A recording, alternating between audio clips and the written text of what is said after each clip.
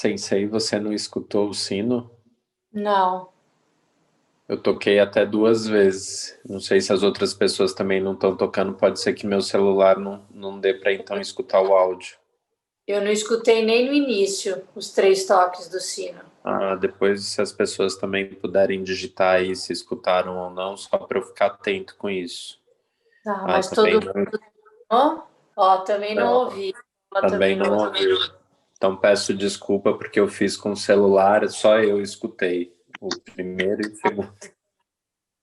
Eu tenho que fazer com um aparelho separado. Desculpa, sensei. Não, tudo bem. Vamos seguir movimento corpo. A gente vai seguir hoje a leitura, né, do Velho Caminho, que é o novo caminho, que é o nosso caminho. Capítulo 44, se eu não estiver errada. Os elementos se recombinarão. Certo dia, Medha falou a Buda sobre a infelicidade de Nanda enquanto monge. Ele tinha contado ao monge o quanto sentia falta de sua noiva em Kapilavastu. Ainda me lembro do dia em que carreguei a tigela de Buda de volta ao parque de Nigroda. Enquanto estava saindo, Janapada Kalyani olhou em meus olhos e disse: "Volte logo, estarei esperando por você." Posso lembrar tão claramente o brilho dos seus cabelos negros roçando em seus ombros esguios. A imagem dela frequentemente surge durante minha meditação sentado. Toda vez que a vejo em minha mente, fico cheio de dor e saudade. Não estou feliz sendo um monge. Na tarde seguinte, Buda convidou Nanda para caminhar com ele. Eles deixaram Jetavana e tomaram a direção de um vilarejo distante, localizado perto do lago. Sentaram-se em um monte de cascalho que invadiu a água límpida e cristalina. Uma família de patos nadava lentamente, pássaros cantavam no alto dos ramos das árvores. E Buda disse: "Alguns dos seus irmãos disseram-me que você não está feliz vivendo a vida de um bico, é verdade?" Nanda ficou em silêncio. Após um momento, o mestre indagou: "Você se sente pronto para voltar a Kapilavastu e preparado para assumir o trono?" O jovem respondeu rapidamente: "Não, não. Eu já disse a todo mundo que não gosto de política. Eu sei que não tenho capacidade para reger um reino. Não quero me tornar um próximo rei. Então por que está infeliz sendo um bico?" Novamente Nanda ficou calado. "Você sente falta de Kalyani?" O irmão de Siddhartha enrubesceu, mas não falou nada. Buda disse: "Nanda, há muitas moças aqui em Kosala, tão lindas quanto Kalyani. Você se lembra da recepção que nós tivemos no palácio do rei Prajenajiti? Você notou que qualquer daquelas moças era tão graciosa quanto Kalyani?" O rapaz admitiu: "Talvez haja moças aqui tão belas quanto ela, mas eu só me importo com Kalyani. Nesta vida, há somente uma Kalyani." Nanda, o apego pode ser uma grande barreira para a prática espiritual. A beleza física de uma mulher se desfaz tão certamente quanto a beleza de uma rosa. Você sabe que todas as coisas são impermanentes. Você deve aprender a penetrar na natureza impermanente de todas as coisas. Olhe. Buda apontou para uma senhora idosa, que apoiada num cajado claudicava atravessando a ponte da floresta de bambus. O rosto da mulher era recoberto de vincos. Aquela senhora, com certeza, no passado, foi uma beldade. A beleza de Kalyani também desaparecerá com o passar dos anos. Durante esse mesmo tempo, a sua busca por iluminação poderia trazer paz e alegria para esta vida e para as vidas futuras. Nanda, olhe os dois macacos brincando naqueles galhos. Você pode não achar aquela fêmea atraente em seu focinho longo e pontudo e seu rabo vermelho, porém, para o macho, ela é a macaca mais linda sobre esta terra. Para ele, ela é a única, e ele daria a própria vida para protegê-la. Você pode ver que Nanda interrompeu. Por favor, não diga mais nada. Compreendo o que está tentando me dizer. Eu me aplicarei mais compenetradamente em minha prática. Buda sorriu para seu irmão mais jovem. Preste especial atenção na observação da sua respiração. Medite sobre seu corpo, sentimentos, formações mentais, consciência e objetos de sua consciência. Olhe profundamente a fim de ver o processo do nascimento, crescimento e desaparecimento de cada fenômeno, do seu próprio corpo, emoções, mente e objetos da sua mente. Se houver qualquer coisa que você não compreenda, venha perguntar para mim ou Shariputra. Nanda, lembre-se de que a felicidade emanada da liberação, é verdadeira. Uma felicidade incondicional que não desaparece ou é destruída. Aspire por tal felicidade. O céu estava ficando escuro. Buda e Nanda se levantaram e andaram de volta ao monastério. Jetavana agora mantinha uma vida monástica forte e estável. O número de bhikkhus vivendo ali atingiu 500. No ano seguinte, Buda voltou a Vesali para a estação de retiro. Os príncipes Lichavi haviam transformado a grande floresta em um monastério. Eles construíram um duplo salão do Dharma coberto, o qual denominaram de Gutagara. Um certo número de construções menores foram espalhadas pelas florestas de salgueiros. Os príncipes foram os patrocinadores da estação de retiro, que contou com contribuições generosas de Ambapali também. Bicos por toda a Magadha e tão distante quanto Shakya reuniram-se para passar a estação de retiro ali com Buda. Ao todo eram 600. Discípulos leigos viajaram para passar a estação chuvosa ali também, a fim de receberem o ensinamento de Buda. Eles faziam oferendas diárias de alimentos e acompanhavam todas as palestras do Dharma. Certa manhã, no princípio do outono, logo que o retiro teve fim, Buda recebeu notícias de que o rei Suddhodana estava em seu leito de morte em Kapilavastu. O rei mandara o príncipe Mahanama, seu sobrinho, como mensageiro para convocar Buda na esperança de ver seu filho uma última vez.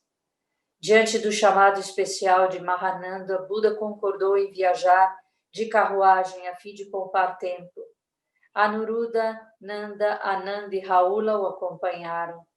Eles partiram tão repentinamente que mesmo os príncipes Lichavi e Ambapali não os viram passar, não os viram sair. Após a partida da carruagem, 200 bhikkhus, incluindo todos os antigos príncipes do clã dos Shakyas, começaram a andar em direção a Kapilavastu. Eles queriam estar com Buda no funeral de seu pai. A família real encontrou Buda nos portões do palácio.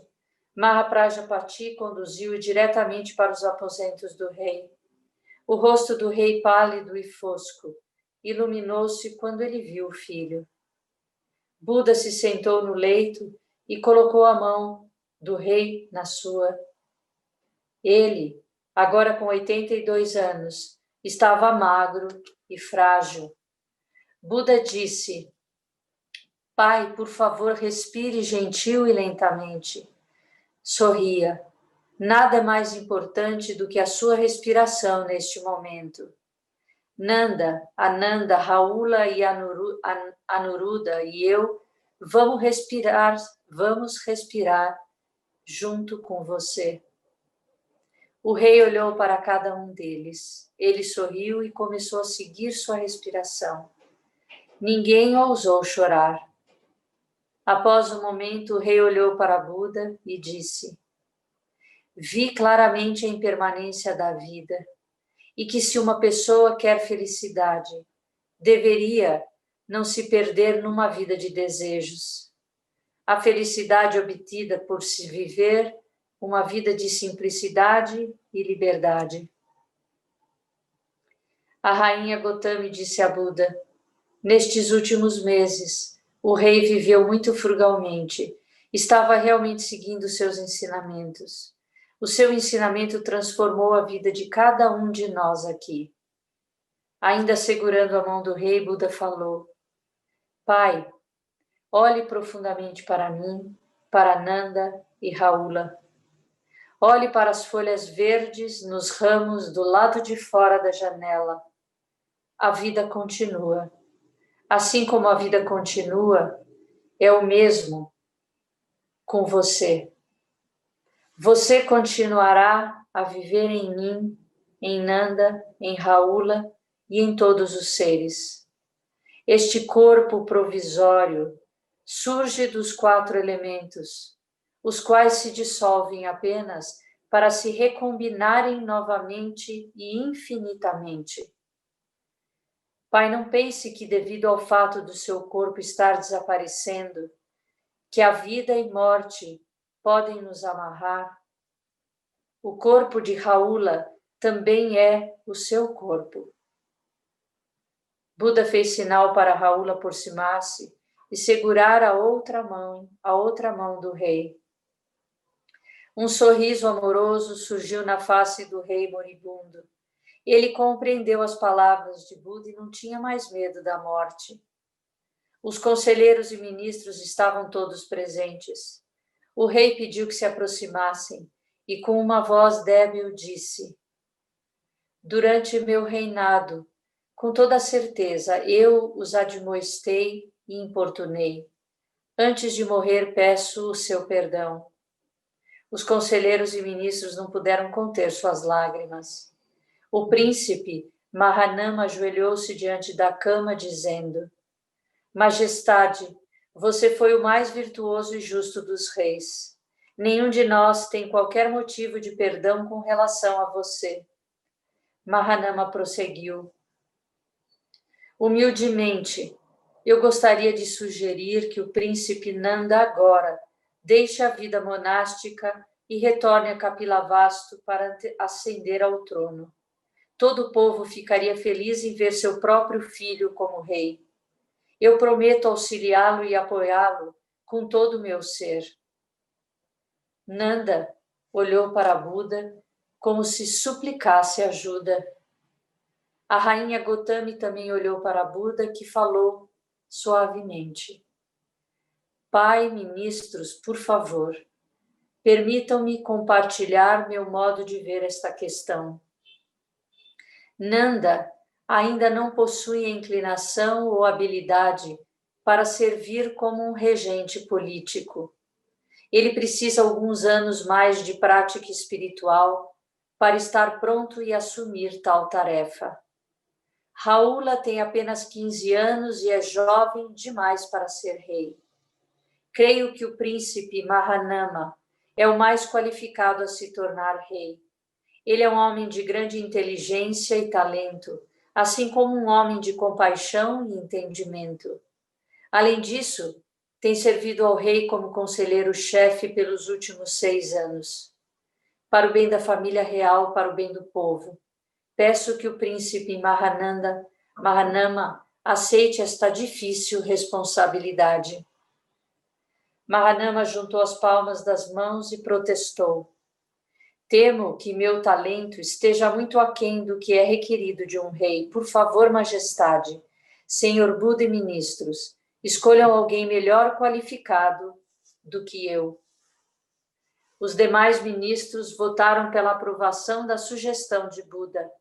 O rei também balançou a cabeça em aprovação e chamou Mahanama para o seu lado. Ele pegou a mão do príncipe e disse: todos nós depositamos nossa confiança em você. O próprio Buda confia em você, meu sobrinho, e eu ficaria honrado e feliz de passar-lhe o trono. Você continuará a nossa linhagem por uma centena de gerações. Mahanama inclinou-se, submetendo-se aos desejos do monarca. O rei sentiu-se reconfortado.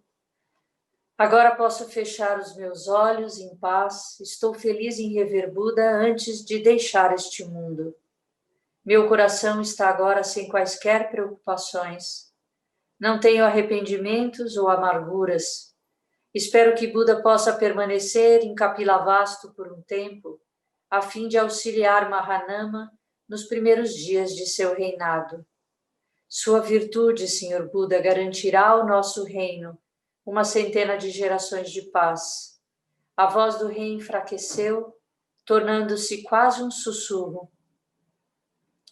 Buda disse: permanecerei aqui pelo tempo que for necessário para auxiliar Mahanama. O rei sorriu debilmente, mas seus olhos irradiavam paz. Ele fechou os olhos e passou desta vida. A rainha Gotami e a Sodara começaram a chorar. Os ministros caíram em pranto. Buda acomodou as mãos do rei sobre o seu peito e então solicitou a todos que tentassem se conter. Disse-lhes para seguirem sua respiração. Após algum tempo, sugeriu que se encontrassem na câmara externa a fim de discutirem os arranjos para o funeral. O funeral ocorreu 7 dias depois. O povo de Kapilavastu acorreu em grande número para ver Buda acender a pira funeral do pai. Mais de 1000 brahmanes assistiram à cerimônia.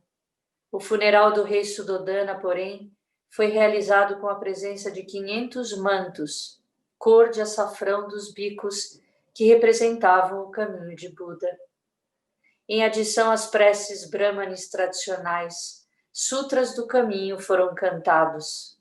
Os bicos cantaram as 4 nobres verdades: o sutra sobre a impermanência, o sutra sobre o fogo, o sutra sobre a originação interdependente e os 3 refúgios.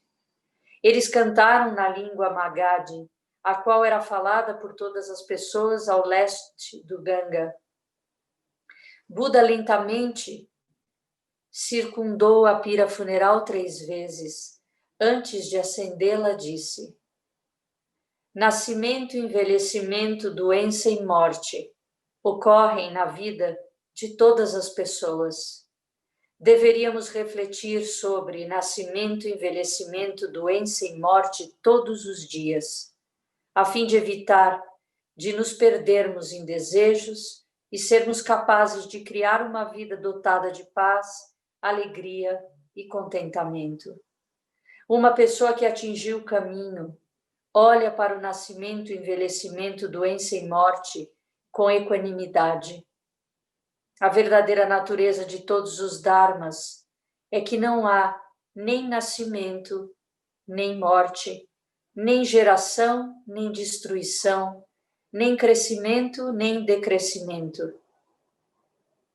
Uma vez acesas, as chamas consumiram a madeira, o som dos gongos e tambores se intercalavam com os cantos.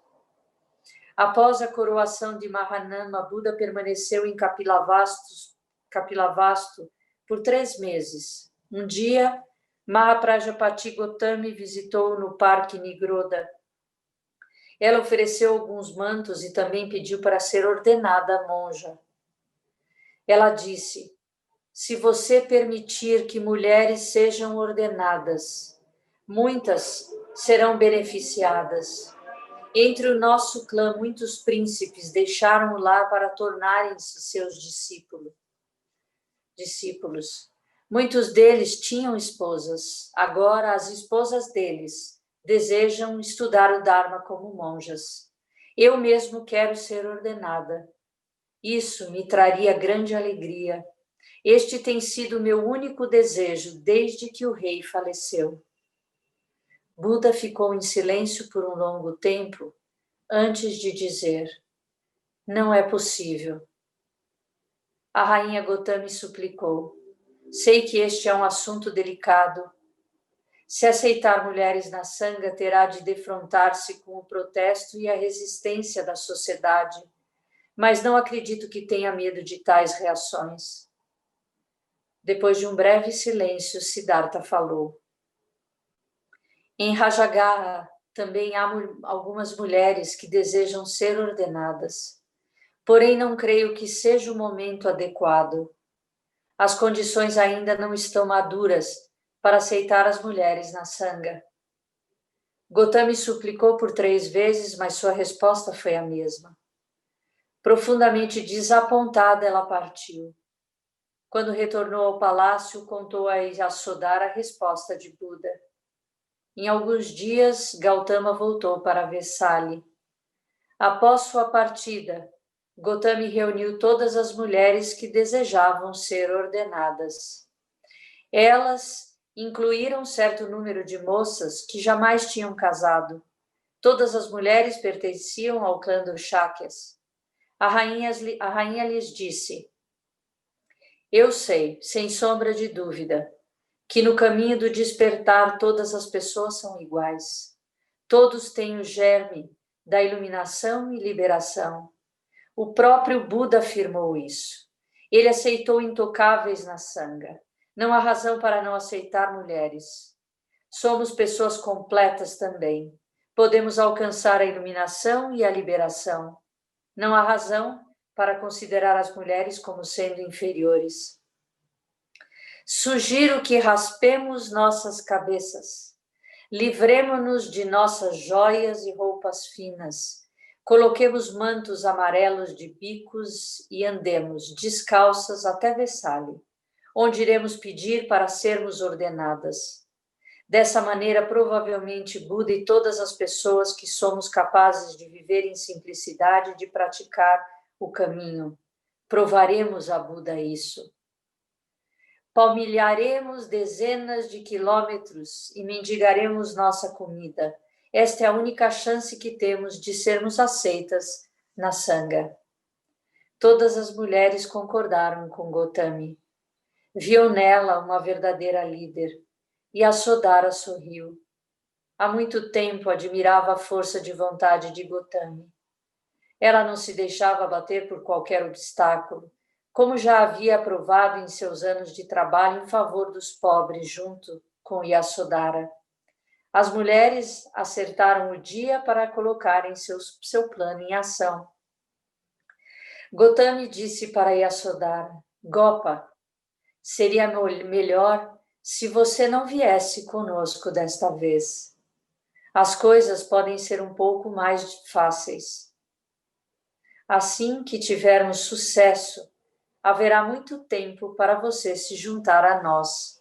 E Yasodhara sorriu em compreensão.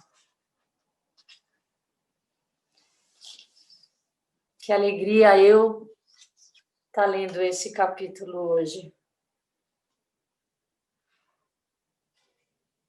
Muita gratidão pelo caminho das mulheres de Mahaprajapati, pela determinação, pela compreensão também, pela insistência amorosa e não fazendo guerra, né? Não forçando a entrada, não resistindo com violência, né?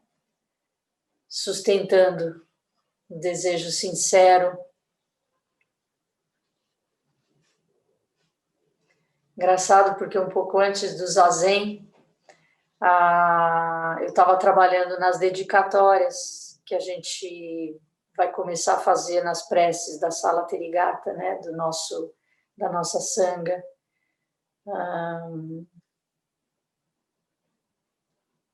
A monja Coen pediu que a gente escrevesse dedicatórias apropriadas para o nosso espaço, né? Porque a gente tem lido as dedicatórias do livro de Sutra da comunidade Zen do Brasil, né? E na dedicatória a gente fala neste templo, aos honorários fundadores desta montanha, e a gente cita os nomes dos fundadores do Zen do Brasil e não do Therigatha, né? Então, eu estava trabalhando um pouquinho antes, eu imprimi as dedicatórias. E acho que eu vou ler para vocês, dá tempo? Eu vou ler só a primeira, que é a dedicatória do Sutra do Coração. Talvez alguns que lembrem da dedicatória vão perceber algumas sutis mudanças, porque eu coloco o feminino sempre à frente.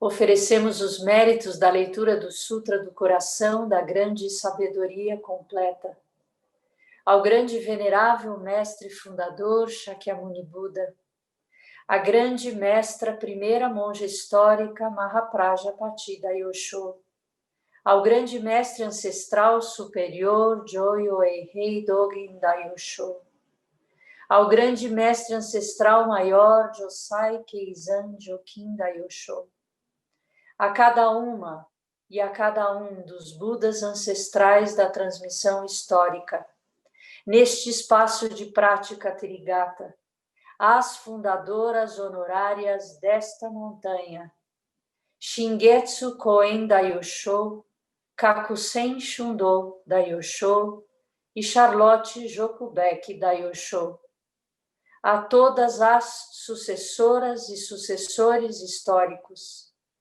aos eternos três tesouros nas 10 direções, para retribuir sua compaixão abençoada, também celebramos e oferecemos aos protetores da paz nesta montanha, às defensoras do Dharma e às divindades celestiais do bem. Rogamos aqui pelo florescimento e prosperidade do Dharma correto, paz e harmonia entre todas as nações, e que a entrada nesta montanha seja tranquila e repleta de condições bem-aventuradas. Essa vai ser a dedicatória que a gente vai fazer a partir dessa semana. Alguém quer falar alguma coisa? Comentar alguma coisa? Dar algum recado?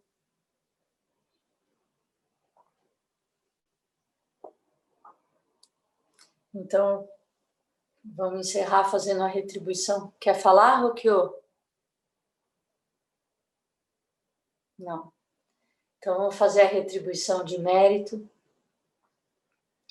Que os méritos de nossa prática se estendam a todos os seres e que possamos nos tornar o caminho iluminado. Todos os Budas através do espaço do tempo, todas as Budas através do espaço e do tempo, todos Bodhisattvas, Mahasattvas, Mahaprajna, Paramita.